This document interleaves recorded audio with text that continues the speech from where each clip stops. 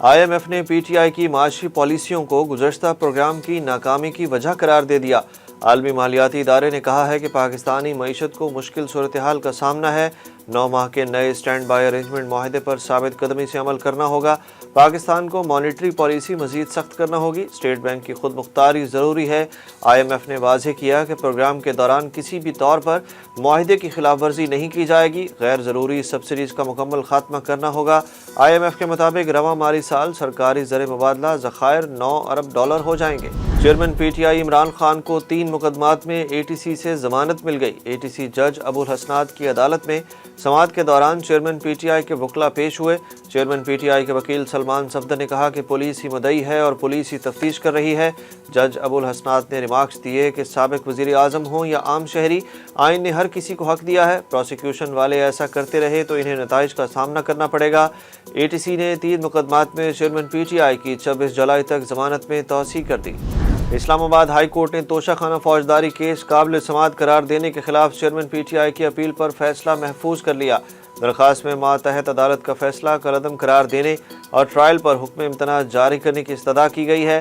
عمران خان کے وکیل خواجہ حارث نے کہا کہ ہائی کورٹ کیس دوبارہ ٹرائل کورٹ کو بھیجے تو دوسری عدالت کو بھیجتی ہے۔ ایک جج جو اپنا ذہن واضح کر چکا ہو اسے دوبارہ کیس نہیں بھیجا جاتا۔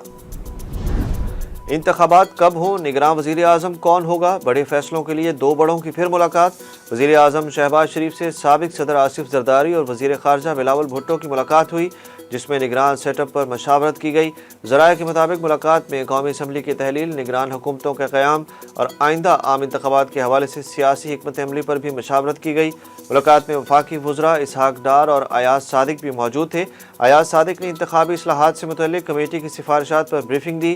ذرائع نے بتایا کہ وزیر اعظم نے PDM اور اتحادی جماعتوں سے مشاورت کا فیصلہ کیا ہے۔ اسمبلی تحلیل کی تاریخ کے لیے PDM اور اتحادی جماعتوں کا اجلاس رواں ہفتے بلائے جانے کا امکان ہے۔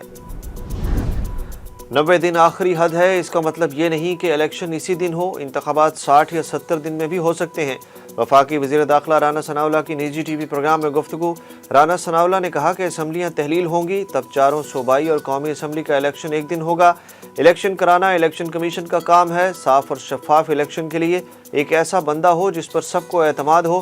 وزیر داخلہ کا کہنا تھا کہ 9 مئی کو ملک کے دفاع پر حملہ کیا گیا، اس جتھے کو ملک کی سیاست میں حصہ لیتا نہیں دیکھ رہا۔ ایسے بغض اور کینہ رکھنے والوں کو ملک کی سیاست اور الیکشن میں حصہ نہیں لینا چاہیے۔ کسی ایک سیاسی امیدوار یا پارٹی پر کسی قسم کی پوزیشن نہیں رکھتے۔ پاکستانی سیاست میں امریکہ کا کوئی کردار نہیں، غلط معلومات دور کرنی ہے۔ امریکی محکمہ خارجہ کی نائب معاون وزیر الزبتھ ہارس نے واضح کر دیا۔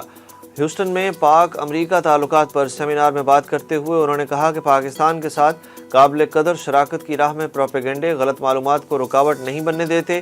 اسٹیٹ سیکریٹری ڈونلڈ لو کے خلاف الزامات کو جھوٹا قرار دیتے ہوئے الزبتھ ہارس نے واضح کیا کہ ہم جمہوری اصولوں، آزادی اظہار اور قانون کی حکمرانی کی حمایت کرتے ہیں۔ ہم پاکستانی عوام کی منتخب کردہ کسی بھی حکومت کے ساتھ کام کے لیے تیار ہیں۔ سپریم کورٹ میں فوجی عدالتوں میں شہریوں کے ٹرائل کے خلاف آئینی درخواستوں پر سماعت آج پھر۔ درخواست گزاروں کے وکلاء کے فوجی عدالتوں میں شہریوں کے ٹرائل کے خلاف دائر درخواستوں پر دلائل مکمل ہو چکے۔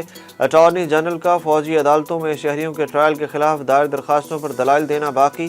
گزشتہ سماعت میں چیف جسٹس نے فوجی عدالتوں میں شہریوں کے ٹرائل کے خلاف دائر درخواستوں پر فل کورٹ بنانے کی استدعا مسترد کر دی تھی۔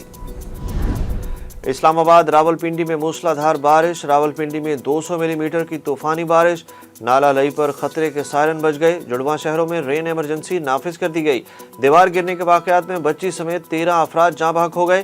100 فٹ طویل اور 11 فٹ اونچی دیوار گرنے سے دیوار کے ساتھ ٹینٹ لگائے 12 مزدور ملبے تلے دب کر جان کی بازی ہار گئے، جبکہ محمد ٹاؤن دیوار گرنے سے 11 سالہ بچی بھی جاں بحق ہو گئی۔ یکم محرم الحرام سے شروع ہونے والے نئے اسلامی سال کے آغاز پر غلاف کعبہ تبدیل کر دیا گیا۔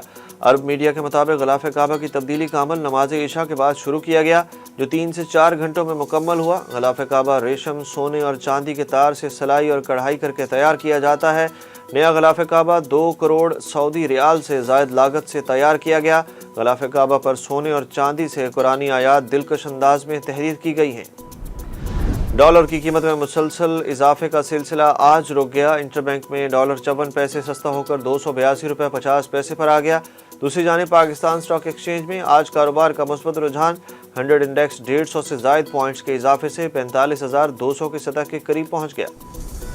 اور گال ٹیسٹ کے چوتھے روز سری لنکن ٹیم کی اپنی دوسری اننگز میں بیٹنگ جاری۔ دوسری اننگز میں 79 رنز پر سری لنکا کی دوسری وکٹ گری۔ سری لنکن کپتان 20 رنز پر ابرار کا شکار ہو گئے۔ گال ٹیسٹ کے تیسرے روز پاکستان نے پہلی اننگز میں 461 رنز بنا کر 149 رنز کی برتری حاصل کرتے ہوئے اپنی گرفت مضبوط کر لی تھی۔